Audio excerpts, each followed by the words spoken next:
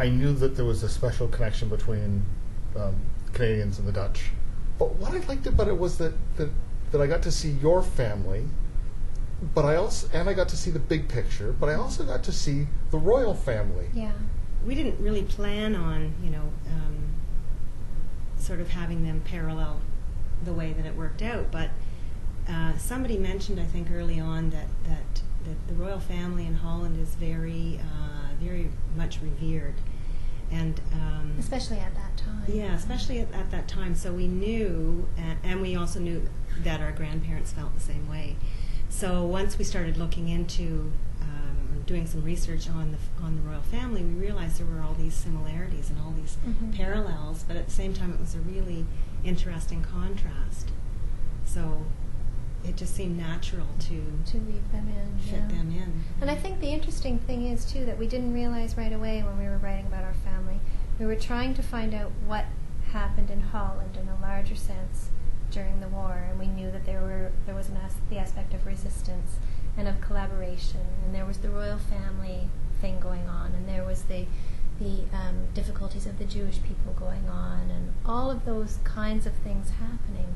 But what didn't come together until the later drafts was the connection of all of those things to our own family, and I think that's what ends up shaping the story so beautifully, is that there's a cousin who was involved in the resistance and who was tortured by the Germans at the prison, and there's their neighbor who was a Jewish man who eventually fled Holland in 1942, and there was another neighbor who took in a Jewish couple during the war, and they had their babies born to them while they were in hiding. But all those different aspects that tell the story of Holland, we managed to connect those things to our own family in a direct way. Yeah.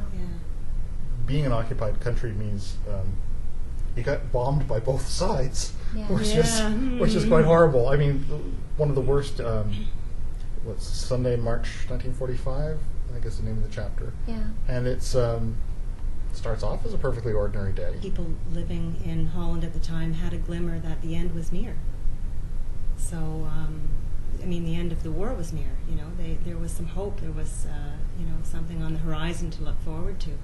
So the events of March 18th, 1945 are doubly tragic in a way because of that. But I'll let you go ahead and recount that. Well, I think people had also just come through the hunger winter.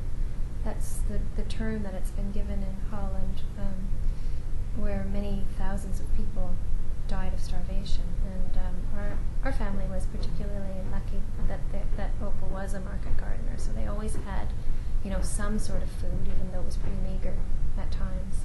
But at that time, in the Hague and area, which is where our family was from, rockets were being sent over from the occupied territory to England and also to Belgium. They'd be the V2s. The V2s, yeah. And so the places where they would send the rockets from, the launch sites, were always changing, so that they wouldn't be bombed by the Allied Spitfires. And so there was a lot of activity going on daily, and they heard sounds of bombs all the time. It was not uncommon at all. But on this particular Sunday, our aunt Riga and our Oma were at church together, and they heard these bombs falling in the near distance. And it turns out that they were falling right behind the house, our family's house on the Taylorstraat. And our father and our uncle were severely wounded after that. But the way we tried to write the chapter, because it was so difficult to piece those moments together, we wrote it in a very fragmented way, so that right now we're with Riga at church, and we're finding out, what she's hearing and what she's wondering. And then in the next moment, we're with the neighbors who are on their way to the church, and they're running late, and they also hear the bombs falling in the distance. And then in another moment, we're with some people who were in the house at the time. And so it just sort of moves all around the incident, trying to get at the actual story of that day, which was very difficult. Which is to also find. how we got the information in those Yeah. sort of similar ways and from those people. Yeah. Well, your dad's recollection is 1 minute he's playing outside, he hears a noise, feels pressure, and then Yeah. the next thing he's riding in a cart and Yeah, he looks down. I think he looks down at his leg and he sees One blood foot in on his the shin grass. bone. And, yeah. Yeah, Yeah. yeah. So, and I mean, at that point, he's 7. why your family? I mean, someone says, well, why should I care about the Den Hartogs? They're not the royal family, they're just ordinary people. Yeah. And that's That's why, part I of guess. it, I think, is that they are just ordinary That's the people. beauty of it, I think. Ordinary people, things happen. And, on some level we always knew we had family anecdotes and little bits of stories here and there growing up. And